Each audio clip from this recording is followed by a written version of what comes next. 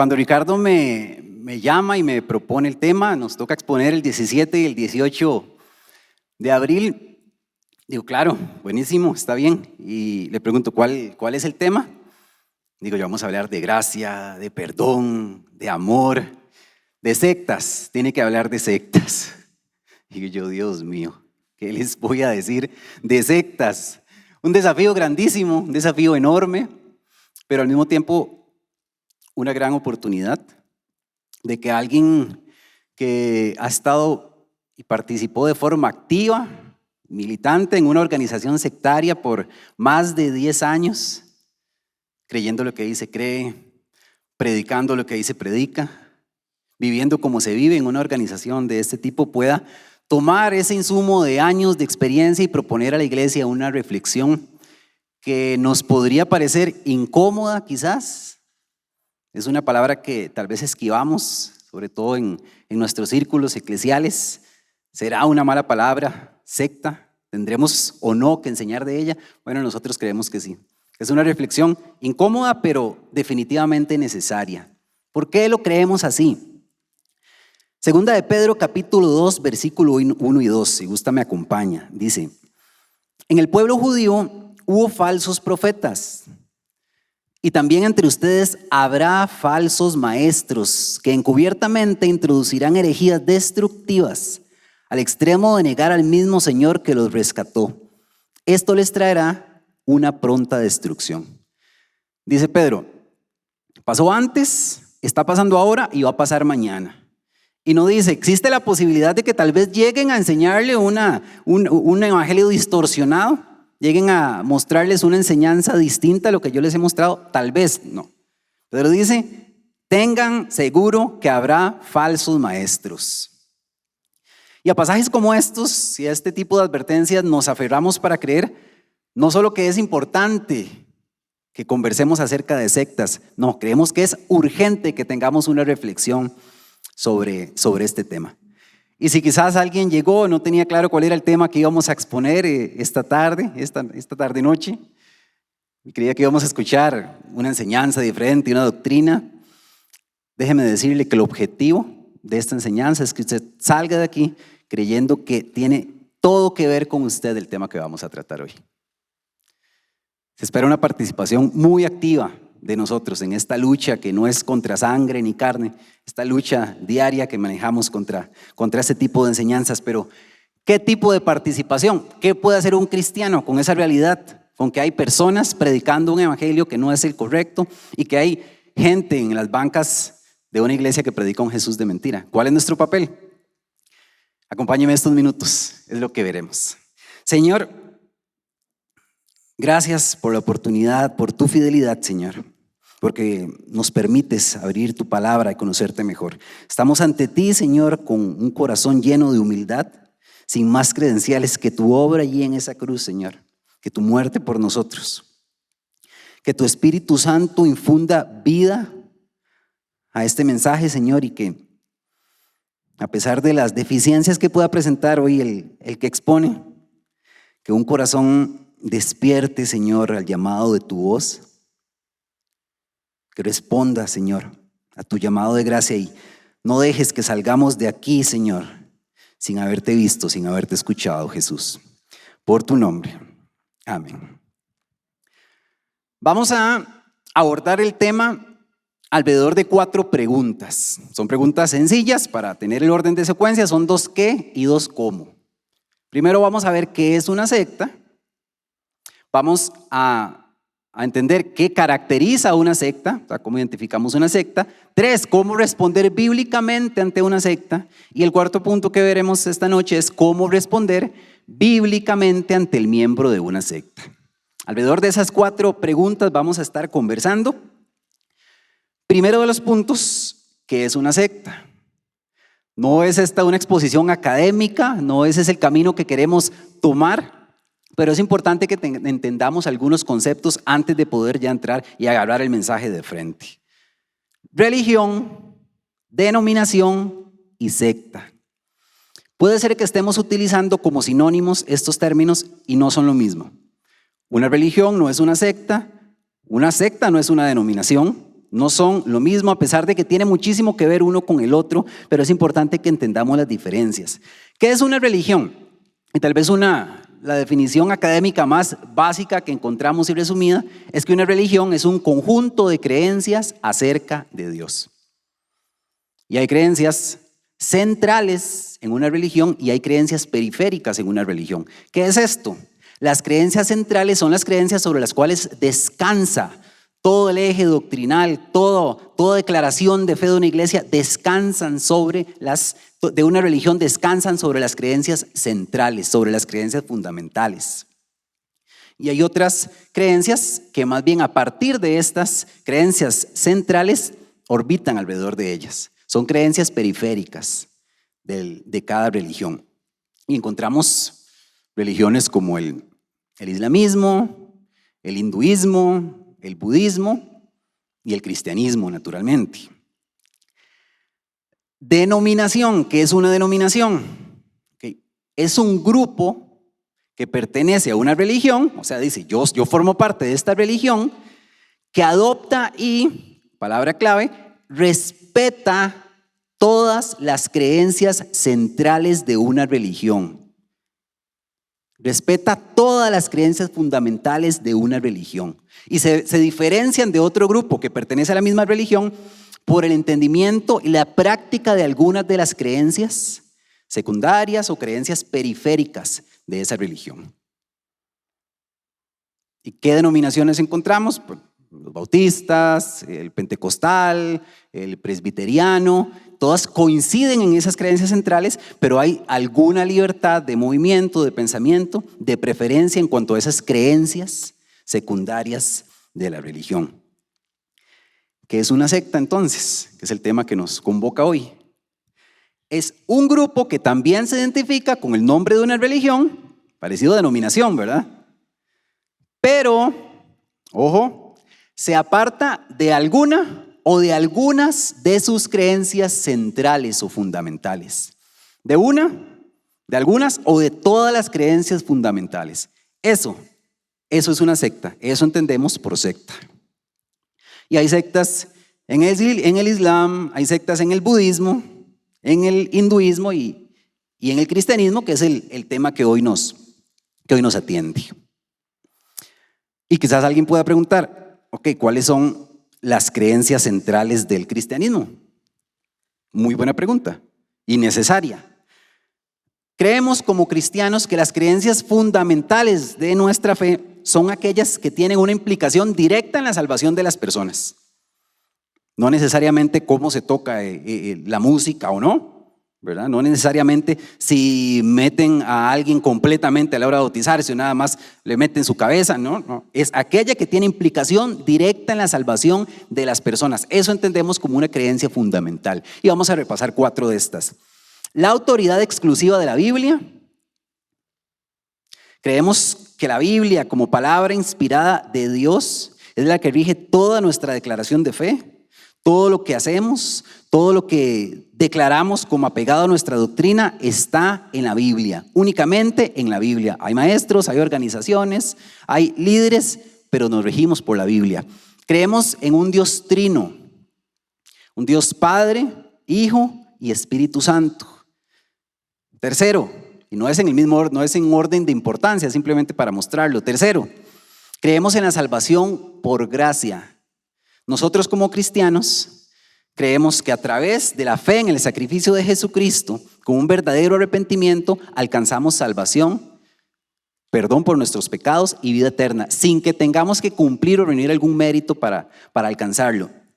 Y cuarto, creemos en la completa deidad y humanidad de Jesucristo. Porque aquel verbo se hizo carne, ¿verdad? El verbo era Dios, dice Juan 1:1, y aquel verbo se hizo carne y caminó entre nosotros. Y creemos que ese verbo que se hizo carne es el Dios eterno encarnado en Jesucristo.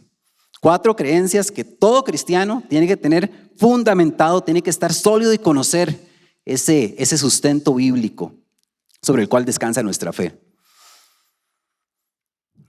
Y en todo esto vamos a estar de acuerdo si nos sentamos a tomar un café y hablar acerca de Dios y sobre estos temas con un presbiteriano, con un pentecostal, con un bautista. vamos a estar de acuerdo, pero definitivamente no vamos a estar de acuerdo en un tema de estos con un mormón, con un testigo de Jehová, con un agnóstico. Vamos a diferir, si no en todos, en la mayoría de estos puntos. ¿Cuál es el evangelio que nosotros predicamos? Si tuviéramos que resumirlo al máximo y tenemos un encuentro de 30 segundos con una persona que nos pregunta cuál es nuestro evangelio, ¿qué le diría a usted? Creemos, quizás una propuesta sería que el Dios eterno se encarnó en Jesucristo para dar su vida por nuestros pecados, ¿cierto? Ese sería un resumen básico de nuestro evangelio. Que el Dios eterno vino acá, caminó con nosotros, completamente Dios, completamente hombre, y murió en una cruz por nuestros pecados, y a través de fe en ese sacrificio alcanzamos salvación y vida eterna. Un grupo que rechaza que Jesús es Dios, un grupo que rechaza que Jesús es suficiente para darnos salvación, la fe en el sacrificio de Jesucristo, no puede predicar el mismo evangelio que nosotros predicamos, ¿cierto? Porque no está hablando del mismo Jesús. Si yo no creo que Jesús es Dios, no estoy predicando el mismo evangelio que nosotros predicamos. ¿Qué dice la Biblia al respecto cuando nos topemos con una situación de este tipo? Vamos a Gálatas, capítulo 1, versículo 9. Pablo, con la iglesia de Galacia, los exhorta. Dice: como ya lo hemos dicho, ahora lo repito. Si alguien les anda predicando un evangelio distinto del que recibieron, que caiga bajo maldición, dice Pablo. Que sea anatema, dirán otras versiones. Pablo no dice, denle chance, él ahorita va a cambiar, déjenlo, no importa. Quédense con lo bueno nada más, déjenlo hablar. No. Que caiga bajo maldición si les está predicando otro evangelio, con un Jesús diferente que no es el que está aquí en la Biblia. Así de claro y de contundente es Pablo al tratar con enseñanzas distorsionadas acerca de Cristo. Ok, ya tenemos claro que es una secta, un grupo que se identifica con una religión y distorsiona alguna o todas sus creencias fundamentales. Ahora, ¿qué caracteriza una secta? ¿Cómo yo puedo darme cuenta? ¿Qué puedo encontrar en esos grupos que me puedo decir, ojo, eso es una secta, tenga cuidado? Tal vez usted haya visto un programa que se llama El Precio de la Historia. Ese señor ahí llega y le venden cosas, ¿verdad? Él tiene una venta de productos, una compraventa de antigüedades y le venden todo tipo de cosas antiguas y paga mucha plata. Zapatos viejos, relojes, copas, lo que sea. Y el otro, el que tiene mucho pelo, cuando encuentra un artículo que tal vez no se ve muy antiguo y parece que le están queriendo meter un gol, ¿qué le dice él al otro? No lo sé, Rick. Parece falso, ¿verdad? Ya hasta hay memes y todo con esto. Cuando en un grupo religioso nosotros encontramos algunas características, nosotros deberíamos decir, no lo sé, Rick. Este evangelio me parece falso, no me parece el evangelio de la Biblia. ¿Cuáles pueden ser estas características o qué características encontramos? Primero, en este tipo de grupos por lo general encontramos una fuente de autoridad adicional a la Biblia. Se respeta la Biblia, se estudia la Biblia, puede ser que incluso se la conozcan bastante bien, pero a la hora de regir su fe hay algo más. O hay algún libro, o hay algunas revistas, o alguna publicación, o alguna cúpula o líderes que recibieron una revelación que los demás no recibieron. Es decir, Dios me dijo algo que a usted no se lo dijo, entonces tengo que publicarlo para que también esto esté a la par o encima de la Biblia. Y por eso encontramos publicaciones como el Libro del Mormón, ¿verdad?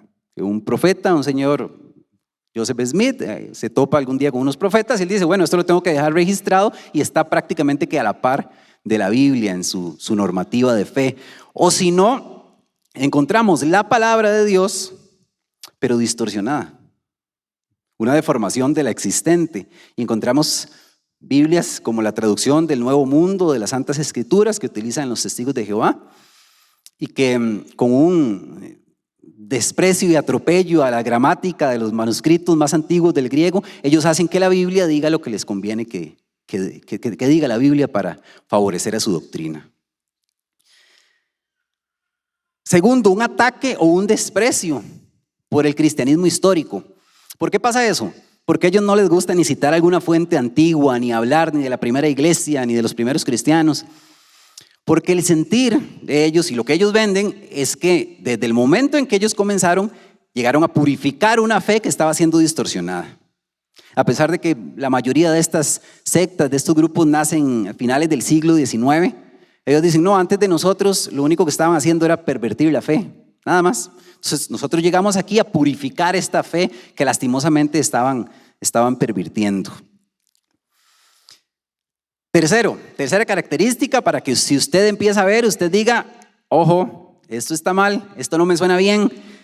Autoritarismo, un autoritarismo feroz para cada uno de los feligreses, para sus miembros. Le ponen como en los caballos, usted ha visto los caballos ahí en el tope que están con estos temas en los ojos para que usted siga la dirección que el grupo quiera que usted siga. Prohibido pensar, prohibido investigar, prohibido cuestionar, levantar la mano y decir, hey, esto no me parece que sea lo que usted está explicando. Rebeldía hacia sus líderes, rebeldía hacia el maestro, hacia la organización.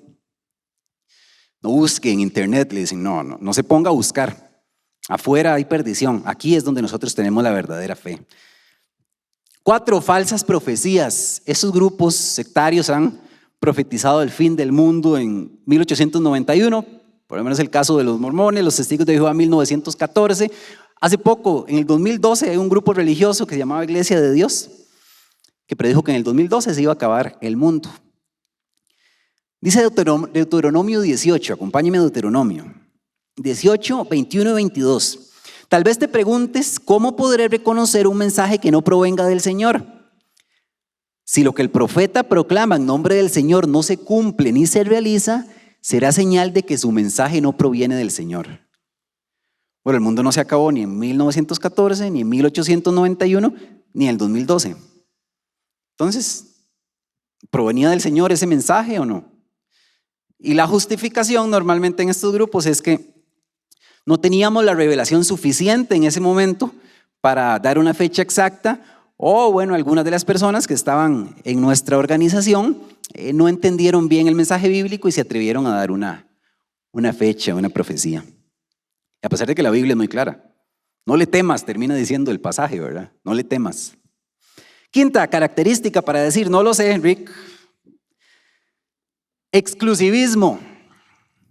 Solo aquí hay salvación, solo aquí hay unción. Si usted sale de aquí, y tal vez no se lo digan de manera directa, si usted sale de aquí va rumbo a la perdición, destrucción eterna, si usted sale de esta organización. Y bueno, es parte de también su artilugio para tener a la gente allí sentadas. Si usted encuentra una de estas características en un grupo religioso, o 2 o 3, o si encuentra todas, peor, pilas, porque algo no está bien con ese grupo. La fe cristiana es pensante, en la fe cristiana hay libertad, usted puede pedir y es su deber pedir la argumentación bíblica para cualquier declaración de fe, afirmación de fe que escuche usted desde un púlpito o en una reunión bíblica. Ahora, tercer punto, ya definimos, ya vimos algunas características para identificar un grupo de este tipo. Ahora, como cristianos, ¿cómo debemos responder bíblicamente ante una secta? Es una realidad innegable. ¿Cómo respondemos entonces de manera bíblica a esta realidad y esta amenaza? Primero que todo, viendo hacia adentro.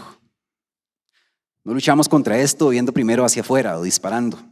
Es viendo hacia adentro con muchísima revisión y autoanálisis a lo interno. Porque podría haber dentro de nosotros, sin saberlo, un espíritu con una actitud sectaria allí apareciendo de forma muy recurrente en nuestra relación de fe. Acompáñeme a Marcos 9, 38 y 39. Juan interviene a Jesús. Le dice Juan, Maestro, vimos a uno que expulsaba demonios en tu nombre y se lo impedimos, porque no es de los nuestros. Porque no va a Getsemaní a orar con nosotros, porque no canta las canciones que nosotros cantamos. porque no hace las oraciones que nosotros hacemos, porque no camina por donde nosotros caminamos. Le dijimos, usted no predica de Jesús porque no es de mi grupo. Exclusivismo. Puede estar apareciendo en nuestra vida de fe un espíritu exclusivista, un espíritu sectario. No podemos caer en el error de atribuir la salvación al nombre de la iglesia a la que asistimos, ¿no? O al nombre de la religión que tenemos. Es que yo soy evangélico, es que yo voy a esta iglesia. No se trata de eso, nunca se ha tratado de eso. Porque es cierto que no vamos a encontrar la salvación en la iglesia de los mormones, en la iglesia de los testigos de Jehová. Tampoco vamos a encontrar la salvación en la iglesia católica ni en la iglesia evangélica. Ninguna de estas nos da la salvación. Estaba Jonás en la panza del gran pez, una ballena, dicen algunos. Estaba Jonás allí haciéndole una oración a Dios y termina la oración diciendo: la salvación es del Señor. La salvación es del Señor. Ninguna iglesia, ninguna organización religiosa tiene el monopolio de la salvación. Ninguna. Serían inútiles nuestros esfuerzos, flacos nuestros esfuerzos, si lo que buscáramos es que la gente se haga evangélica. Claro, alguien salvado por Dios será movido por Dios al lugar en que se le adora a Dios como Él pide que se le adore, pero en el tiempo en que Dios quiera hacerlo. Ahora, ¿cómo responder bíblicamente ante las sectas? Con muchísima prevención, siempre viendo hacia adentro todavía, con muchísima prevención. Usted conoce el Evangelio, conoce la persona de Jesucristo. ¿Por qué tenía que venir Jesús a morir por nuestros pecados? ¿Por qué? ¿Por qué no nos perdonó allá desde el cielo? Conoce los atributos de Dios, su santidad. ¿Qué significa que un Dios sea santo, santo, santo? ¿Ha sacado tiempo para investigarlo, estudiarlo? Porque la Biblia nos llama a hacerlo. Nos llama a crecer en conocimiento. Filipenses 1, 9 y 10. Esto es lo que pido en oración: que el amor de ustedes abunde cada vez más en conocimiento y en buen juicio. ¿Para qué, Pablo? Para que disciernan lo que es mejor y sean puros e irreprochables para el día de Cristo. Satanás no va a llegar a la puerta de la casa vestido de diablo, con cacho, con cola, y le va a decir: vieras que estamos haciendo una excursión full al infierno para la eternidad, ¿quiere acompañarnos? Cerramos la puerta en la cara, ¿verdad? No, Satanás va a llegar muy bonito, con palabras cautivadoras, guiñándonos el ojo y hablándonos de algo que parece que tiene sentido, si no estamos bien sólidos en las creencias de la fe cristiana. Decía Charles Spurgeon que el discernimiento es tener la capacidad no solo de discernir entre lo bueno y lo malo, entre lo bueno y lo que parece bueno. Eso es discernimiento. Hay cosas que parecen buenas, tiene toda la apariencia de ser algo cristiano, y no lo es. Por eso es un peligro muy grande cuando nuestra fe es una fe emocional, únicamente emocional. Porque es riquísimo sentir el corazón ardiendo y que nos caigan lágrimas de oír canciones que hablan de Jesús y de nuestra relación con Dios. Pero es un gran peligro cuando esa emoción no está fundamentada en una reflexión doctrinal sólida para entender por qué es que estamos llorando por eso, para entender qué fue lo que hizo Dios por nosotros. ¿Por qué? Porque corro el riesgo de que entonces mañana escucho algo, alguien que llegó a mi casa, algo que vi por YouTube o algo que leí, y me dice algo acerca de Jesús que me parece muy bonito, muy interesante, mira, tiene todo el sentido, pero resulta que no es cierto. Y entonces yo amanezco el otro domingo cantándole y aplaudiéndole a un Jesús que no es el Jesús de la Biblia.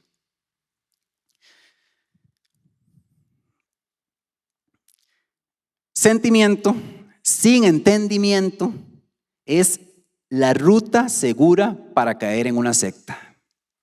Sentimiento sin entendimiento es la ruta segura para caer en una secta y estar aplaudiéndole y adorando a un Jesús falso. ¿Alguno conoce esta herramienta? ¿Alguno la ha utilizado? ¿Alguna vez una herramienta de este tipo? ¿Sí saben que es una herramienta? Hay bastantes. ¿Qué significa cuando esa burbujita de aire está ahí en el centro? Que está nivelado, ¿verdad? Que está recto. que no tenemos que ver el tele vueltos de cabeza, que no queda el cuadro así como la Torre Pisa. Pues había una comunidad en Berea que tenía un nivel para cada enseñanza que recibía acerca de Dios. Le hablaban de Dios y ellos tenían un nivel para medirlo, para saber si esto está nivelado o está torcido. La comunidad de Berea, Hechos 17:11, probablemente ha escuchado de ellos. Dicen, estos, la comunidad de Berea, eran de sentimientos más nobles que los de Tesalónica, de modo que recibieron el mensaje con toda avidez y todos los días examinaban las escrituras para ver si era verdad lo que se les anunciaba. Usted me está hablando de Dios, usted me está hablando del Mesías. Vamos a ver, vamos a buscar aquí en la Biblia a ver si es cierto. Y me imagino tantas veces, si eran así, de diligentes en el estudio, a cada rato levantaban la mano. Oiga, Isaías dice otra cosa, Jeremías no dice esto. Debe haber sido difícil llegar a predicar a esta comunidad, pero así era. Yo le ponían el nivel. ¿Y cuál es nuestro nivel? La palabra de Dios. La palabra inspirada de Dios es la que debe regir toda doctrina de fe, toda enseñanza que recibimos, todas las canciones que cantamos, todo lo tenemos que pasar a través del filtro de la Biblia. Ese es nuestro nivel en nuestro caminar cristiano, para no andar caminando como cristianos torcidos y caer en uno de estos grupos. Tenemos que poder discernir cuando alguien nos está vendiendo un Jesús falso. Y la única manera de que hagamos esto es que seamos diligentes en el estudio de la palabra de Dios. Cuando no la dejamos allí 7 días, 15 días, un mes, en la repisa, en el escritorio, llevando polvo, sin buscar de ella. Cuarto punto, ¿cómo responder bíblicamente ante el miembro de una secta? Ya vimos ante la organización sectaria. Ahora, ante el que está allí sentado en una secta, ¿qué se espera de nosotros como cristianos?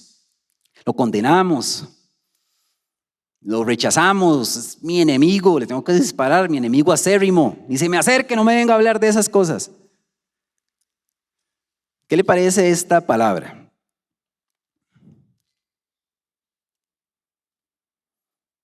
Dicen que tolerancia es respetar los pensamientos y las creencias del otro, aunque difieran de las mías. ¿Me la compra? Sí. ¿Y qué tal si le propongo una más desafiante quizás? ¿Será que un miembro de una de estas organizaciones merece que nosotros le amemos? ¿Los ha pensado, los ha visto quizás usted allí caminando y le despierta algún sentimiento de amor a alguna de estas personas? Alguna vez le preguntaron a Jesús, Jesús, ¿cuál es el mandamiento más importante? ¿Me recuerdan? ¿Cuál dijo Jesús que era? ¿Cuál era el mandamiento más importante? Amar a tu Dios sobre todas las cosas, ¿verdad? Y el segundo más importante, dice Jesús allí en Marcos 12:31, el segundo es, ama a tu prójimo como a ti mismo.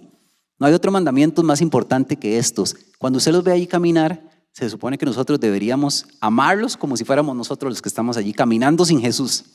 Ahí. El prójimo, todo lo que no seamos nosotros. El prójimo es todo aquel que no soy yo, el próximo.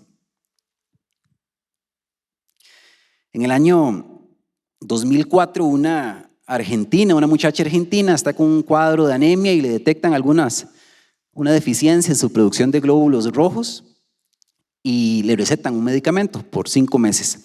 Ella va a una farmacia, compra el medicamento. Todo bien, se lo está tomando, medicamento con tranquilidad. Al 4.º mes, ella llega al centro médico con una crisis. 5 días en coma, 5 días de agonía y al 6.º día muere. Llegó con una anemia, al 6.º día muere. Porque en la farmacia que fue a comprar el medicamento, le vendieron un medicamento adulterado. Es un medicamento falso. En algún momento le explotó por dentro este medicamento y acabó con su vida. Cada día miles de personas mueren a una vida eterna sin Jesucristo porque están consumiendo un evangelio envenenado. Miles y miles de personas mueren sin Jesús todos los días. Hoy van a morir miles de personas sin tener a Jesús en su corazón y hacerse una vida eterna sin Jesús. Yo espero que a esta altura de la noche, si es que esa idea estaba en su cabeza, ya usted no piense que esto no tiene que ver con usted. aunque no tiene que ver conmigo. ¿Cómo respondemos para con el miembro de una secta? ¿Cómo respondemos? ¿Qué se espera de un cristiano? Primero, un cristiano responde con el evangelio. Es nuestra arma, ¿verdad? ¿Con qué más respondemos? Con el evangelio. Vamos a Hechos 17. Está Pablo hablándole a un grupo de personas que no creen en el Dios que él cree, que no creen en Jesús, que tienen otros dioses. Y Pablo no les dice, ¿cómo a ustedes se les ocurre tener ese montón de dioses tan extraños? No, ¿qué les dice Pablo? Algunos filósofos de los epicúreos y de los estoicos discutían con él. Unos preguntaban, ¿qué querrá decir este charlatán? Otros comentaban, parece que es predicador de dioses extranjeros. Y otros decían, es que habla de dioses extranjeros. Y es que, vamos a ver de qué les hablaba Pablo. Les hablaba del evangelio de Jesús. Pablo no discutió, por supuesto que cuando había que hacerlo, había que demostrar y evidenciar su fe, Pablo lo hizo. Pero Pablo les hablaba del evangelio de Jesús, del mismo evangelio que hablamos usted y yo, del mismo evangelio que tenemos a disposición usted y yo. ¿Por qué? Porque el que está en una secta está en la misma condición que el que está en cualquier lugar sin conocer a Jesucristo. Y que puede ser que vaya a una iglesia, una vez por semana, una vez por mes. Está en la misma condición. ¿Cuál es su condición? Sin Jesucristo. Porque no somos cristianos por no estar en una secta, por haber salido de una secta. Somos cristianos porque un día nos encontramos con Cristo, nos arrepentimos de nuestros pecados y nacimos a una vida nueva por don de nuestro Señor. Entonces, ¿para qué atacar sus creencias? ¿Para qué estar atacando y atacando sus creencias? Eso es mentira, no crea, vea, lo están engañando. Hágale ver que hay algo mejor, muchísimo mejor de lo que pueda estar recibiendo, el evangelio. Porque al final de cuentas, ni usted ni yo promovemos una religión, ¿cierto? Promovemos a una persona que un día dijo, si el Hijo los libera, serán verdaderamente libres. Entonces no ataque sus creencias, mejor facilítele la llave de la celda en la que se encuentra para que sean libres de verdad. Acérquelos, llévelos a Jesús. ¿Cómo responder para con el miembro de una secta? Con congruencia, con congruencia. El mundo está cansado, cansadísimo de palabras bonitas sin acción, cansadísimo. El cristianismo se vuelve creíble cada vez que produce vidas nuevas. No iglesias llenas, no sermones bonitos, no. Cada vez que alguien camina diferente porque se encontró con Cristo, cuando la gente cambia su carácter, su forma de ser, los sueños que tenía, allí es cuando el cristianismo se vuelve creíble. No cuando le decimos a alguien, su iglesia es falsa. Es cuando le demostramos que el verdadero Jesús es capaz de cambiar vidas. ¿Y cómo respondemos al miembro de una organización sectaria? Con esperanza, con muchísima, muchísima esperanza. Ningún miembro amanece diciendo, ¿qué ganas tengo hoy de afiliarme a alguna organización sectaria en donde se predica un Jesús falso? ¿En donde habrá una? Muchos, no pocos de los miembros de una secta llegan allí, llegan a la banca de una secta buscando lo que no encontraron o en una iglesia cristiana o en una persona cristiana. Muchísimos, muchísimos. Porque cuando alguien entra a una iglesia esperando amor, esperando consuelo y no lo encuentra, cuando alguien en el trabajo, en la familia, necesita esperanza y no se la damos, ¿quién cree usted que está listísimo para dárselo? ¿Quién? Las sectas. Y créame que no van a desaprovechar ni por un segundo esa oportunidad. Probablemente alguien que usted y yo amamos esté sentado en una de esas sillas de una secta. O quizás alguien que amamos está así, pero así de caer en uno de estos grupos. Si no intervenimos antes, usted y yo, para evitarlo. Debemos rogarle al Señor porque nuestra iglesia sea capaz de ver con amor, con compasión, al que hoy está abrazando creencias equivocadas acerca de Jesús. Y que quizás algún día entre por esta puerta con la vida despedazada también, con ideas equivocadas acerca de Jesús y con la vida despedazada, y llega a la puerta de la iglesia o a la puerta de nuestra casa buscando el abrazo de Jesús. ¿A quién cree usted que le toca dar ese abrazo? Jesús no va a bajar a dar los abrazos que le toca dar a usted, que me toca dar a mí. Es a usted y a mí que nos toca abrazar al que tiene sed de Dios. Es a usted y a mí que nos corresponde. Y en el caso de esta iglesia, sé por conocimiento de causa que no sería la primera ocasión en que lo hace. Hace ya varios años yo entré por aquel portón con ideas descabelladas acerca de Dios, acerca de Jesús, acerca de la Biblia. Tenía un mes de haberme inscrito y de querer inscribir a mi esposa en un curso de meditación budista. Imagínense ustedes, así. Pero además llegué aquí con la vida destrozada, con el matrimonio destrozado, con las heridas abiertas, sangrando todavía.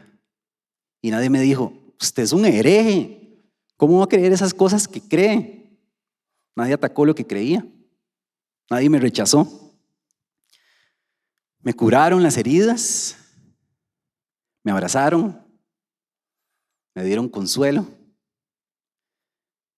Y a través de muchos nombres, que sería injusto mencionarlos porque algunos se me quedaría por fuera, me mostraron algo que una secta no puede mostrar, que es el verdadero Jesús de la Biblia. El Jesús que reescribe historias. Y hoy, con mi esposa, con mis hijas, adorando al Señor, yo no puedo dejar de dar gracias a aquel que literalmente me llamó de las tinieblas a su luz admirable. Y aunque seguro con esta prédica me compro el rechazo de buena parte de mi familia, y yo desearía que estén más bien celebrando conmigo, como dijo Pedro, yo no puedo dejar de hablar de lo que hemos visto y de lo que hemos oído. Y confío en el Señor y oro cada día porque un día los tenga conmigo cantándole al verdadero Jesús. Si hoy usted vino con su vida destrozada, si no está seguro de qué cosas cree acerca de Dios, ponga sus ojos en Jesús, nada más que en Jesús. No le crea a nadie que le diga que se trata de Jesús y de algo más, porque no es así. Nosotros no alcanzamos la paz con Dios porque hagamos algo, porque dejemos de hacer algo. No es así. Nosotros alcanzamos la paz con Dios por lo que otro hizo por nosotros. Dice Isaías 53:5. Él fue traspasado por nuestras rebeliones y molido por nuestras iniquidades. Molido, ¿sabe qué significa molido? Hecho polvo. Sobre él recayó el castigo, precio de nuestra paz, y gracias a sus heridas fuimos sanados. Le dijeron a Jesús, ¿cuál es el presupuesto para salvarlos? Es hacerse polvo en una cruz, es morir allí, ser crucificado después de haber recibido latigazos en la espalda, que le laceren la carne. Y Jesús dijo, yo voy, yo pago ese precio, yo me hago polvo por amor, por amor. Créale al Jesús que sana vidas, vuélvase al Jesús que hace nuevas todas las cosas, que nos da futuro, al Jesús que nos da esperanza y que reescribe historias. Y si no es su caso, si usted tiene ya muchos años de abrazar una fe cristiana sólida y verdadera, yo le doy gracias a Dios. Y le pido, fíjese a su alrededor, esté muy atento en su barrio, en su casa, aquí en la iglesia, en sus grupos de WhatsApp, porque puede haber alguien a quien tener una conversación con usted le cambiaría el destino eterno, si le muestra al único y al verdadero Salvador, Jesucristo. Pongámonos en pie, por favor.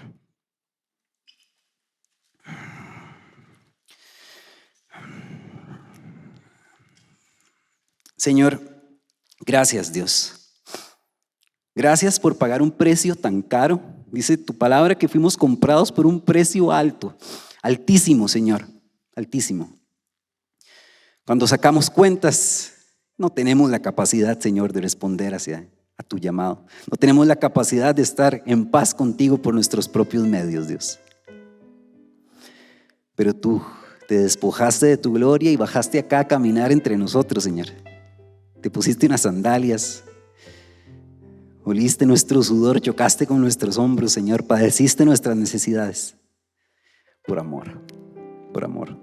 Que nunca dudemos de cuánto nos amas, Señor. Que cuando pensemos en las circunstancias y lo dudemos, que veamos esa cruz, Dios. Gracias por abrir nuestros ojos a la luz del Evangelio.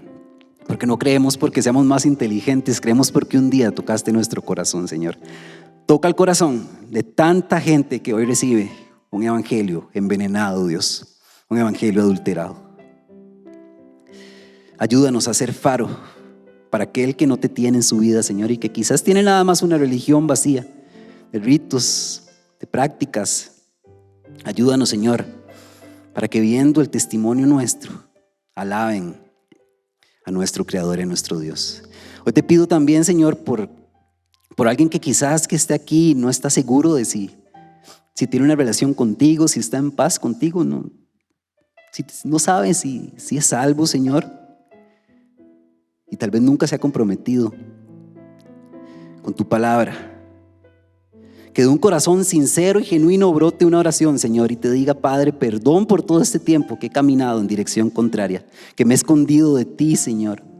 Hoy te rindo mi vida, te pido que perdones mis pecados. Toma control de mi vida, de cada decisión, de cada proyecto.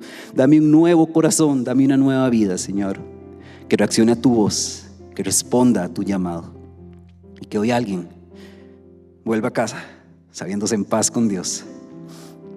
No por haber hecho algo, por dejar de hacer algo, sino por lo que hizo aquel que cargó con nuestros dolores en esa cruz. Al Rey eterno, inmortal, invisible, poderoso, nuestro amado Jesús, que por siempre sea para Él la honra, la gloria y el poder. Amén y amén.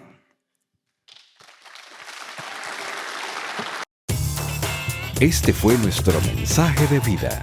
Conózcanos en www.vida.cl. Somos Vida Abundante Coronado.